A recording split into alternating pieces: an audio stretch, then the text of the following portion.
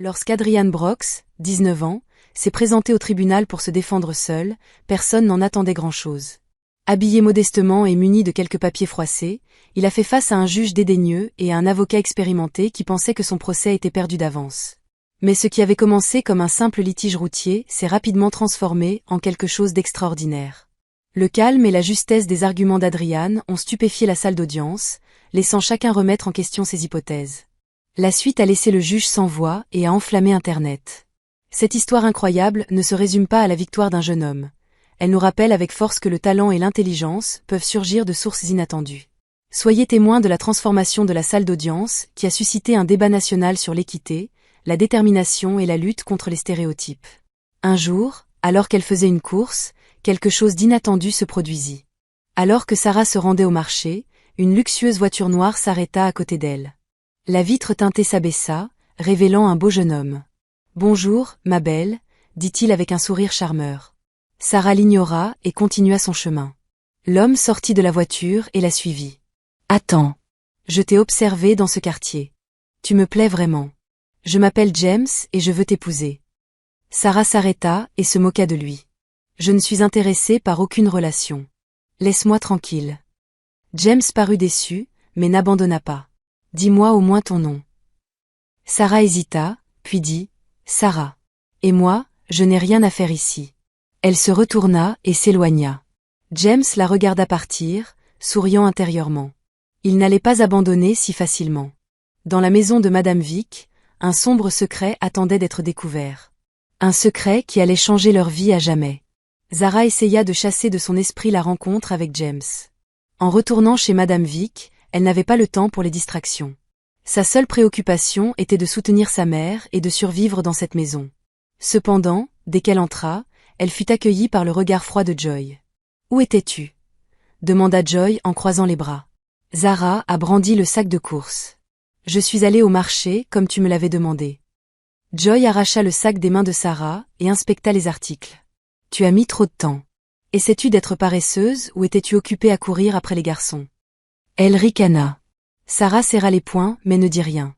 Elle avait appris que discuter avec Joy était inutile. Quoi qu'elle dise, Joy trouvait toujours un moyen de l'humilier. « La prochaine fois, je ne serai pas aussi gentille », ajouta Joy avant de secouer ses cheveux et de s'éloigner. Sarah soupira. Elle avait espéré que rester ici lui apporterait la paix, mais au lieu de cela, elle avait l'impression d'être dans une autre sorte de prison. Cette nuit-là, alors que Sarah aidait sa mère à la cuisine, elle décida de lui parler de James. « Maman, quelque chose d'étrange s'est produit aujourd'hui », dit Sarah avec hésitation. Blessing leva les yeux de la marmite de soupe qu'elle remuait. « Qu'est-ce qu'il y a, mon enfant ?» Un homme s'est approché de moi alors que j'allais au marché. Il s'appelle James. Il a dit qu'il m'observait et qu'il voulait m'épouser. Les yeux de Blessing s'écarquillèrent. « Et tu l'as laissé faire ?» Sarah hocha la tête. Je lui ai dit que je n'étais pas intéressée, mais il ne semblait pas du genre à abandonner. Blessing s'essuya les mains sur son tablier et soupira. « Fais attention, ma fille. Certains garçons riches voient les filles pauvres comme toi comme des jouets. Ne te laisse pas tromper. » Sarah acquiesça. Mais au fond d'elle-même, elle ne parvenait pas à se débarrasser du sentiment que James était différent. Le lendemain matin, Sarah balayait le salon lorsque la porte s'ouvrit brusquement. Elle se tourna et vit Joy entrer avec un grand sourire. Juste derrière elle, James. Les yeux de Sarah s'écarquillèrent de surprise. « James, qu'est-ce que tu fais ici ?» lança-t-elle. Joy eut un sourire narquois et attrapa James par le bras. « Oh, vous vous connaissez tous les deux. Comme James et moi sommes des amis d'enfance. Nous sommes allés à la même école. » James semblait mal à l'aise, tandis que Joy s'accrochait à lui. « Oui, nous nous connaissons », dit-il en regardant Sarah droit dans les yeux. L'estomac de Sarah se tordit de malaise. Joy remarqua le regard de James et fronça immédiatement les sourcils. Elle se tourna vers Sarah et lui dit sèchement « Pourquoi le regardes-tu comme ça ? Une fille comme toi devrait connaître sa place. » Sarah baissa les yeux. Elle ne voulait pas causer d'ennui. James, cependant, retira son bras de Joy. « Sarah, je suis vraiment venue te voir. » Les yeux de Joy s'écarquillèrent, mais elle ne dit rien. James l'ignora et se tourna vers Sarah. « Je veux toujours te connaître mieux. Je pensais ce que j'ai dit. » Sarah sentit le poids du regard furieux de Joy, mais resta silencieuse. Avant qu'elle ne puisse répondre, Madame Vick entra dans la pièce. « Qu'est-ce que c'est que ce bruit? Demanda-t-elle à Joy. Immédiatement, elle désigna Sarah du doigt. Maman, cette bonne essaie de me voler mon ami. Madame Vick se tourna vers James. Est-ce vrai? James secoua la tête. Non, maman. J'admire simplement Sarah, et je voulais lui parler. Madame Vick soupira, et se tourna vers Sarah. Sarah, finis tes corvées. Je ne veux pas de drame inutile chez moi. Sarah hocha rapidement la tête et quitta la pièce, sentant le regard furieux de Joy lui brûler le dos. Cette nuit-là, alors que Sarah était allongée sur son lit, elle savait une chose avec certitude. Joy la voyait maintenant comme une menace et cela signifiait que les choses allaient empirer. Sarah essaya de vaquer à ses occupations comme si rien n'avait changé, mais elle sentait la tension dans l'air. Le regard de Joy la suivait partout, empli de haine et de jalousie. Depuis que James s'intéressait à Sarah, Joy s'était donné pour mission de lui rendre la vie encore plus misérable. Le lendemain matin, Sarah était dans la cuisine en train d'aider sa mère à préparer le petit déjeuner lorsque la colère déformait le visage de Joy. « Toi !» cria-t-elle en pointant Sarah du doigt. Sarah se retourna calmement. « Oui, pour qui te prends-tu » ricana Joy. « Ce n'est pas parce que James t'a parlé que tu es spécial. Il est bien trop bien pour toi. » Sarah soupira, essayant de rester calme. « Je n'ai jamais dit que j'étais spéciale, Joy. Je suis seulement là pour aider ma mère et faire mon travail. » Joy se moqua d'elle. « Alors concentre-toi là-dessus et reste loin de James. Si jamais je te vois lui reparler, je m'assurerai que tu le regrettes. » Avant que Sarah ne puisse répondre, Madame Vick entra dans la cuisine. « Joy, que se passe-t-il » Joy changea rapidement d'expression, faisant semblant d'être innocente. « Oh, rien, maman. Je rappelais juste à Sarah ses devoirs. » Madame Vick soupira et regarda Sarah. « Je ne veux pas d'ennui dans cette maison. Fais juste ton travail et évite les drames inutiles. » Sarah hocha la tête et garda la tête baissée. Plus tard dans la soirée, Sarah alla au marché comme d'habitude. Elle se dépêcha de rentrer chez elle avant que Joy ne trouve une autre excuse pour l'attaquer. Mais juste au moment où elle s'apprêtait à traverser la rue, une voiture de luxe familière s'arrêta à côté d'elle. La vitre s'abaissa et James lui sourit. « Sarah !»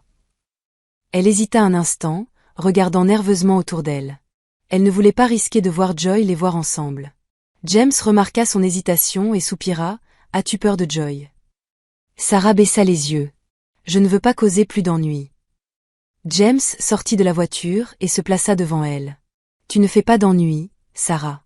Je t'apprécie et je ne laisserai personne me dire à qui je dois ou ne dois pas parler. » Sarah se mordit la lèvre. « Joy ne prendra pas ça à la légère. Elle me déteste déjà. » James fouilla dans sa poche et lui tendit un petit téléphone. « Tiens, prends ça. Je sais que tu n'as pas de téléphone. Alors maintenant, tu peux m'appeler si tu as besoin de quoi que ce soit. » Sarah fixa le téléphone, hésitant à l'accepter. « S'il te plaît, dit doucement James. Je veux juste être ton amie. » Après un long silence, Sarah prit le téléphone et murmura « Merci. » James sourit. « Bien. Maintenant, va devant Joy et je te suivrai. » Sarah rit et se dépêcha de rentrer à la maison, mettant le téléphone en sécurité dans sa poche. Ce soir-là, Sarah était allongée sur son lit, les yeux rivés sur le téléphone qu'elle tenait dans ses mains. Elle n'avait jamais possédé de téléphone auparavant. C'était étrange, mais aussi excitant. Juste au moment où elle s'apprêtait à le ranger, la porte s'ouvrit brusquement et Joy entra dans la pièce. « Qu'est-ce que tu fais? Tu te caches ?» demanda Joy en s'approchant. Sarah mit rapidement le téléphone sous son oreiller, mais il était trop tard. Les yeux perçants de Joy l'avaient déjà remarqué. Elle se précipita en avant et attrapa l'oreiller de Sarah, sortant le téléphone. Ses yeux s'écarquillèrent de fureur. « Où as-tu trouvé ça ?» Sarah déglutit difficilement. « Ça ne te regarde pas. » Joy eut un sourire narquois. « Oh, je vois que James te l'a donné, n'est-ce pas ?» Sarah ne répondit pas. La prise de Joy se resserra autour du téléphone. « Tu te crois intelligente, tu crois pouvoir me voler James. » Avant que Sarah ne puisse réagir, Joy leva le téléphone et le fracassa contre le sol, le brisant en morceaux. Sarah haleta. « Joy, pourquoi as-tu fait ça ?» Joy sourit narquoisement. « Parce que tu ne mérites pas de belles choses. » Les larmes emplirent les yeux de Sarah, tandis qu'elle fixait le téléphone cassé. Elle n'avait jamais détesté personne de sa vie, mais à cet instant, elle méprisait profondément Joy.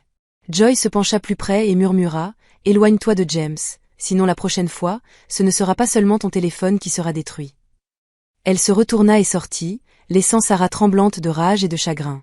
Zara s'assit sur son lit, fixant les morceaux du téléphone brisé que James lui avait donné. La colère et la frustration bouillonnaient en elle, mais elle refusait de pleurer. Elle avait enduré beaucoup de choses dans sa vie, mais la cruauté de Joy la repoussait. Sa mère, Bénédiction, entra quelques minutes plus tard et remarqua l'expression de Sarah. « Mon enfant, qu'est-ce qui ne va pas ?» demanda doucement Bénédiction. Sarah hésita avant de lui montrer le téléphone cassé. « James me l'avait donné, mais Joy l'a détruit. » Blessing soupira. « Je t'avais prévenu de faire attention, Sarah. Cette fille ferait tout pour te faire du mal. » Sarah serra les poings. « Maman, pourquoi la vie doit-elle toujours être aussi difficile pour nous? Nous n'avons rien fait de mal, et pourtant les gens nous traitent comme si nous n'étions rien. » Bénédiction s'assit à côté d'elle et lui prit la main. « Parce que mon enfant, nous sommes nés dans des épreuves, mais souviens-toi qu'aucune condition n'est permanente.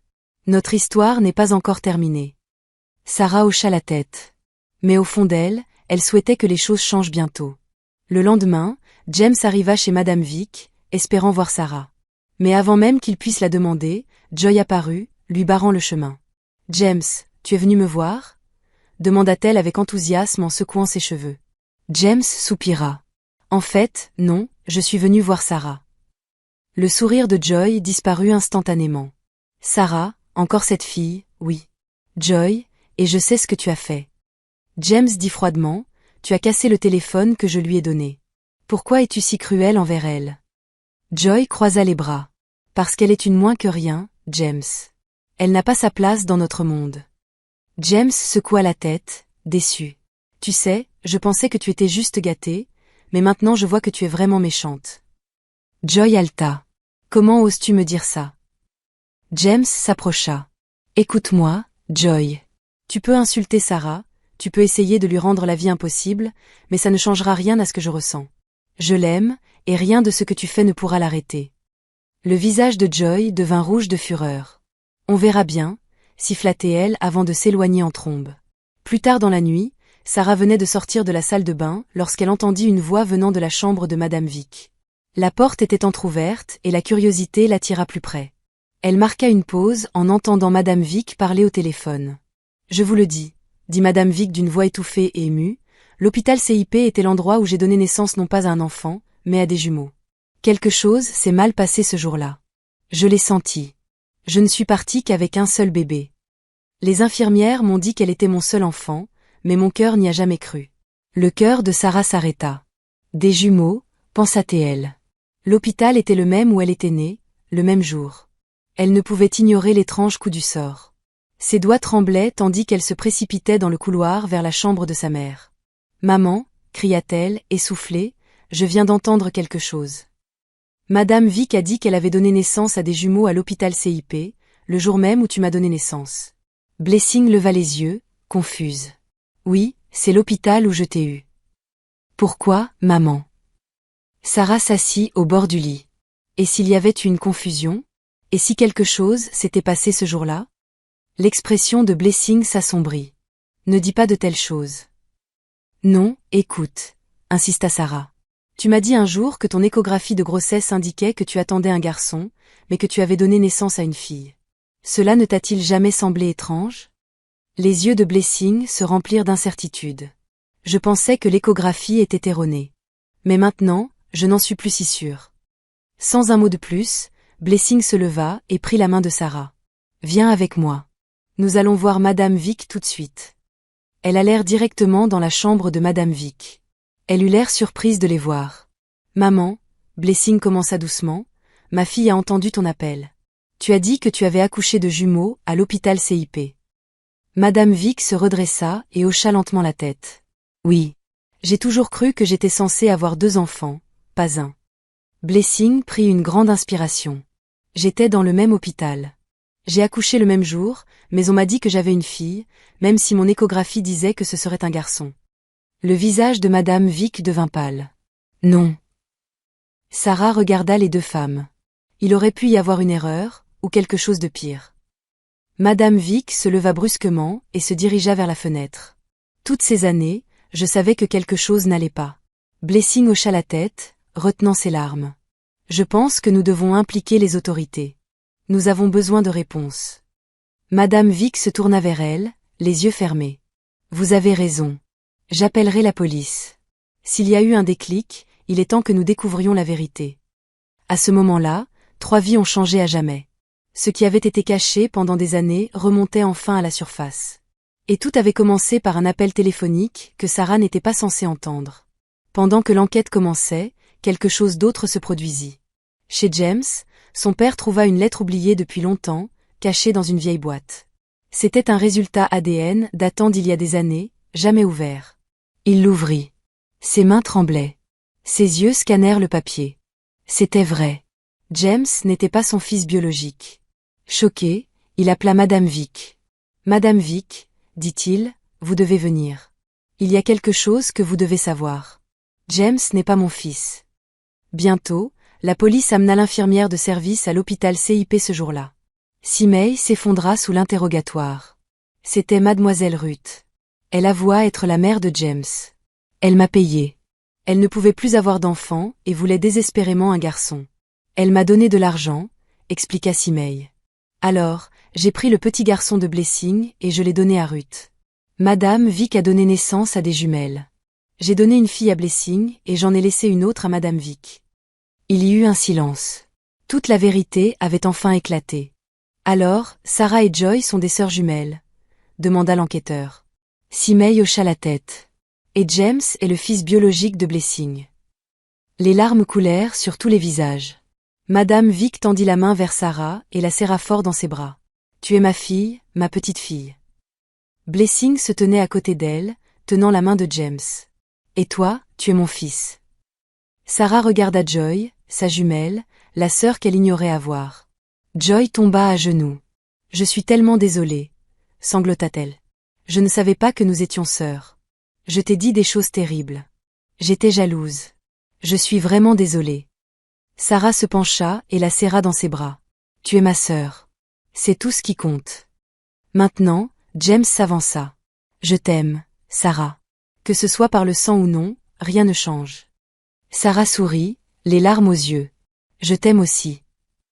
Avec le temps, Sarah et James se marièrent lors d'une magnifique cérémonie remplie d'amour, de guérison et de nouveaux départs. Leur histoire est une histoire de perte, de mensonges et de redécouvertes, terminée par la famille, le pardon et l'unité. Merci d'avoir regardé. Aimez, partagez et abonnez-vous.